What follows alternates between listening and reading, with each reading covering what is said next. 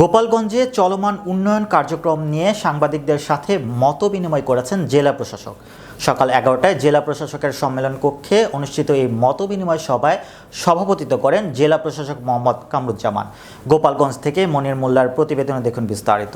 এ সময় সভায় অতিরিক্ত জেলা প্রশাসক মোহাম্মদ গোলাম কবির, অতিরিক্ত জেলা ম্যাজিস্ট্রেট এস.এম. তারেক সুলতান সহ জেলা প্রশাসনের ম্যাজিস্ট্রেটগণ উপস্থিত ছিলেন।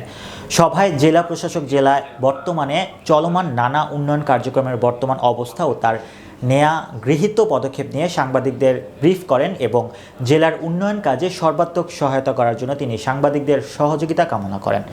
সভায় প্রায় অর্ধশত সংবাদকর্মী এই মতবিনিময় সভায় অংশ নেন এবং তাদের নানা বক্তব্য তুলে ধরেন। জেলা প্রশাসক সেসব শোনেন এবং বাস্তবায়নের বিষয়ে তার সদিচ্ছার কথা তুলে ধরেন।